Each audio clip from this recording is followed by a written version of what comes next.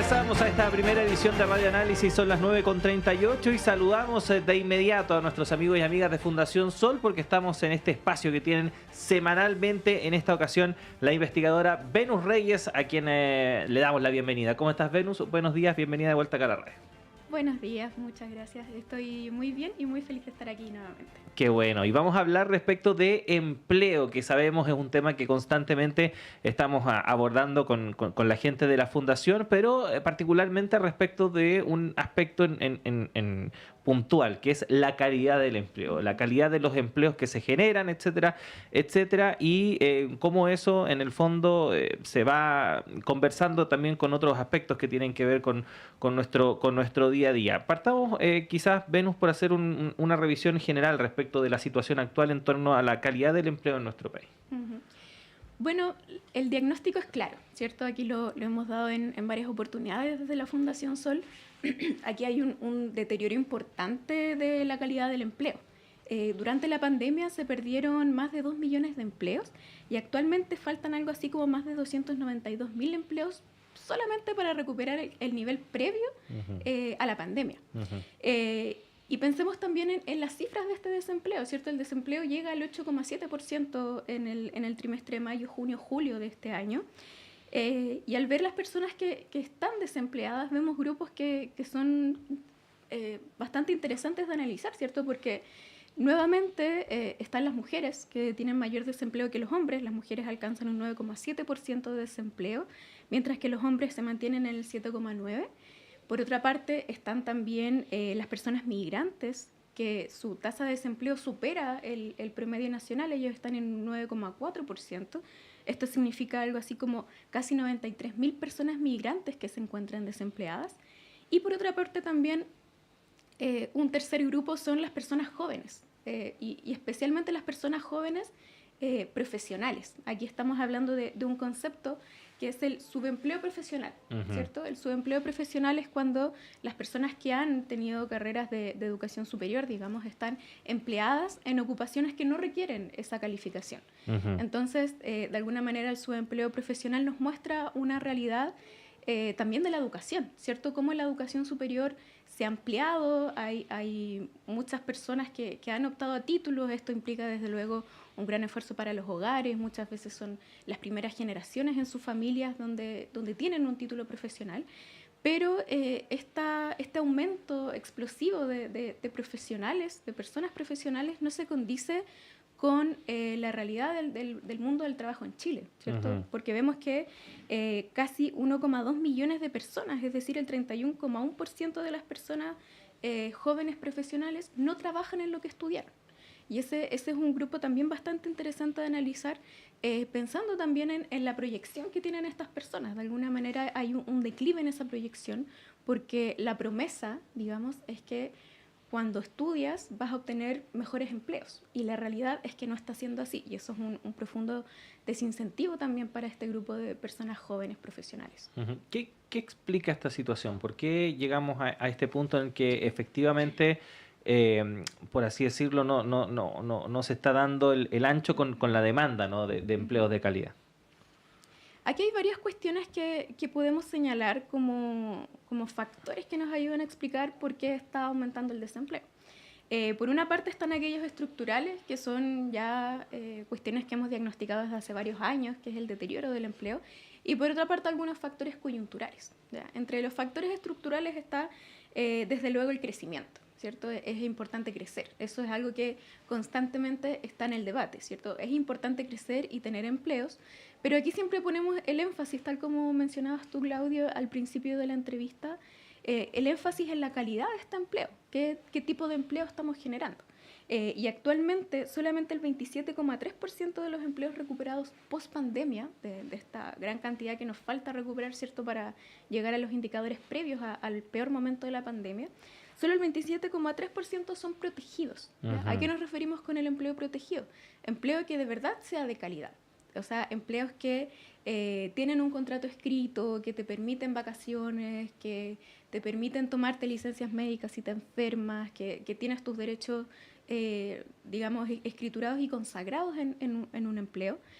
versus los empleos informales, ¿cierto? Que están en la informalidad y un intermedio, si se quiere, que es como un grupo de aquellos empleos que calificamos como endebles, es decir, aquellos empleos que parecen formales, ¿cierto? Que están dentro de la formalidad, pero a la vez no tienen todos los derechos garantizados.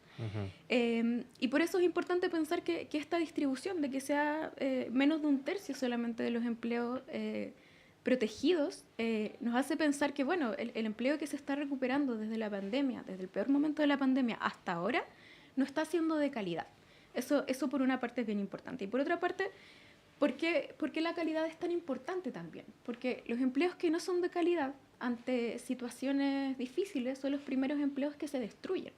Entonces, tener empleos de calidad también permite una proyección. Permite la proyección no solamente de las personas dentro del empleo, sino también de la vida misma, ¿cierto? Permite otros emprendimientos, permite de alguna manera asegurar un nivel de calidad de vida para los hogares. Y eso con empleos que no son de calidad no se da. La calidad es fundamental para hablar de los empleos que se están creando. Y por otra parte también los empleos duran poco y pagan mal. Duran poco porque si observamos los datos, ¿cierto? La mitad de los empleos con contrato indefinido duran 18 meses o menos. O sea, igual son periodos bien cortitos, ¿cierto? Y a la vez pagan mal porque la mitad de las personas en Chile gana menos de 583.000 pesos líquidos. Entonces, esa realidad, ¿cierto?, del empleo es algo que hemos diagnosticado, pero nuevamente es bien importante hablar de la calidad. Y por otra parte, dentro de estos factores estructurales también está el shock de la pandemia. Nuevamente, no nos hemos recuperado, todavía faltan muchos empleos que recuperar. Y la pandemia también llevó a que muchas personas pasaran a la inactividad, es decir, que salieran del mundo del trabajo y esa inactividad que aumentó tampoco se ha recuperado. Y por otra parte están los factores más coyunturales, ¿cierto? Por una parte los costos laborales y por otra parte también el complejo panorama internacional, ¿cierto? Bien, con harta incertidumbre y que ha generado también grandes conflictos geopolíticos, ¿cierto? Y grandes restricciones comerciales que desde luego afectan a la economía. Y por otra parte, el costo laboral no es algo menor, ¿cierto? Pensemos en que el costo laboral efectivamente aumenta, el índice real de remuneraciones así lo demuestra, pero también es importante pensar en que si seguimos viendo el empleo como un costo y no viendo la real magnitud de la importancia de tener empleos de calidad, si seguimos viendo los empleos como costo, entonces nunca va a haber una preocupación real por el bienestar de la clase trabajadora. Precisamente orientado en eso último, ¿no? En mejorar el bienestar de los trabajadores, de las trabajadoras. ¿Cómo se sale de esto? Porque efectivamente se dan muchas recetas para aumentar el número de puestos de trabajo o disminuir el número de desempleados, pero poco se profundiza en precisamente la calidad de esos empleos. Como que la preocupación está en reducir el porcentaje, pero a cualquier costo, por decirlo de alguna forma. ¿Cómo se puede salir de eso? Bueno, también hay un punto importante que se ha dado en el debate público. El gobierno ha dicho que ha disminuido la informalidad. Y efectivamente es así, ha disminuido la informalidad, pero también, como decía anteriormente, no basta solamente con disminuir la informalidad, porque está este grupo intermedio, ¿cierto? Aquellos empleos endebles que no necesariamente tienen garantizados todos los derechos. Entonces, por una parte es eso, por una parte está bien, estamos avanzando en disminuir la informalidad, pero por otra parte avanzar realmente en obtener calidad de los empleos es un punto clave.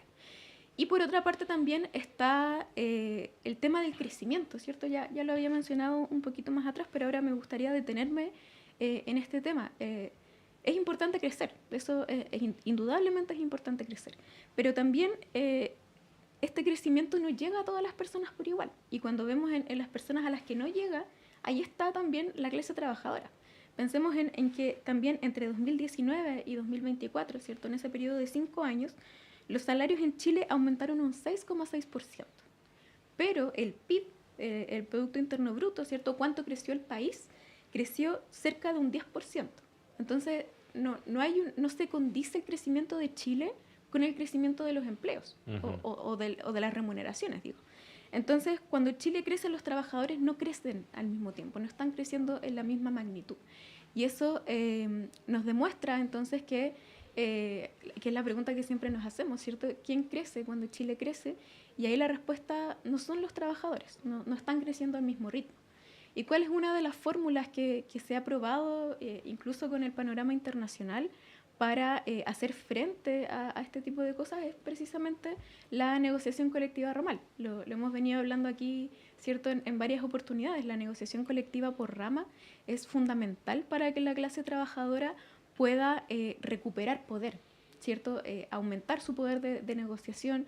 Esto a la vez permite aumentar los salarios, permite que aumente la equidad entre los trabajadores y trabajadoras. Y también en muchos países se ha demostrado, los países que siempre miramos, ¿cierto? Uruguay, Alemania, España, los países que tenemos como referentes, que son nuestros amigos en la OCDE, en este club de países ricos. Esos países tienen negociación colectiva ramal y también demuestran grandes niveles de empleo, o sea, buenas tasas de ocupación, bajas tasas de desocupación. Entonces, si bien esto no nos habla de una correlación necesariamente, sí nos permite hablar de que son cuestiones que pueden coexistir, ¿cierto? La negociación colectiva ramal coexiste con buenos niveles de empleo, coexiste con menores niveles de desigualdad y coexiste desde luego con una clase trabajadora con más fuerza.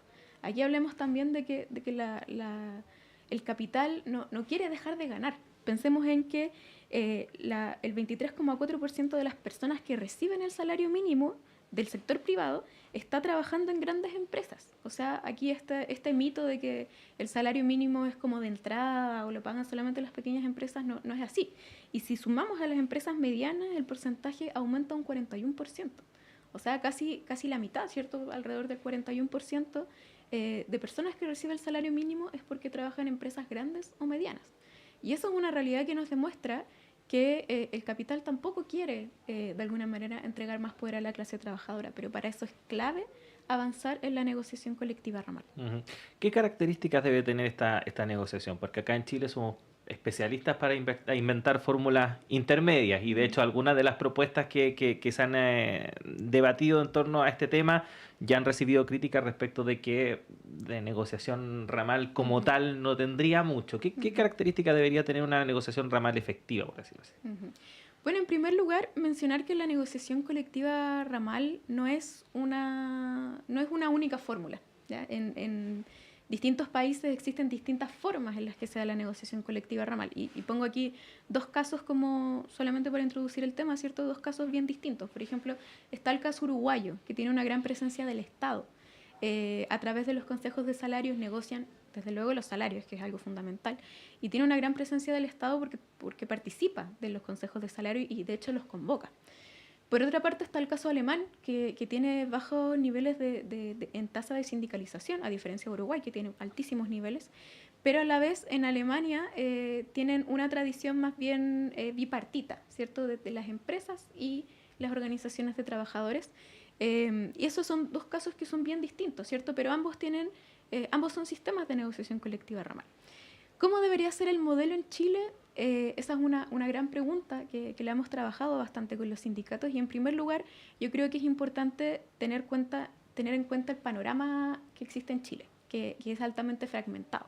Aquí recordemos que están todavía las consecuencias del plan laboral de 1979, que nace con la dictadura y que hasta el día de hoy tiene consecuencias sobre el poder de la clase trabajadora. Y este panorama es fragmentado.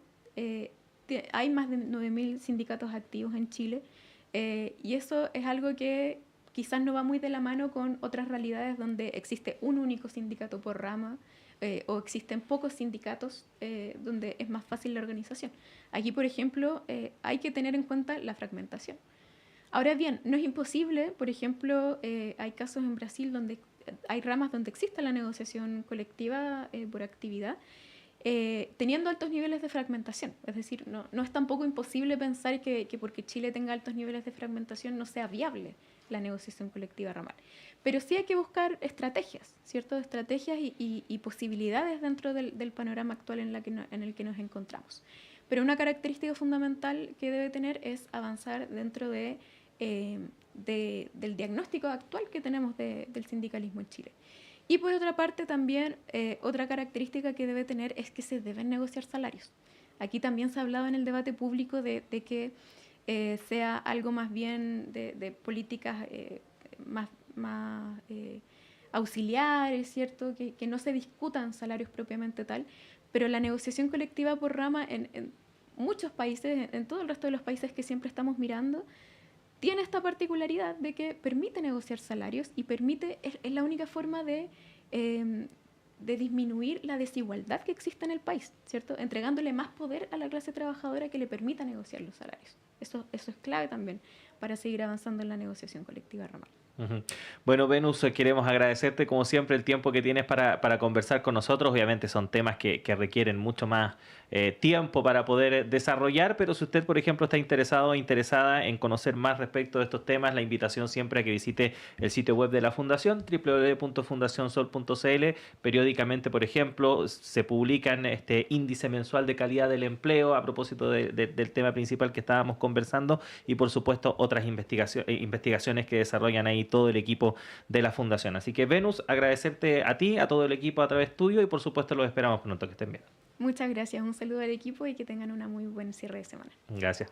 Y nos despedimos también cuando son las 9:54. Siga nuestra sintonía. En breve llega Nicolás Rojas y Semáforo para continuar con la transmisión de Radio Universidad de Chile y todas sus plataformas. Pero si nos sintoniza a través de la red de radios que piensan o el canal de televisión Uchile TV, también puede acompañar la programación que tienen preparada para hoy. Más noticias a las 13 horas en la segunda edición de Radio Análisis. Me reencuentro con ustedes mañana. Que estén bien. El Departamento de Prensa de Radio Universidad de Chile presentó primera edición de Radioanálisis, lo más relevante de cada jornada informativa con noticias, comentarios, análisis y entrevistas.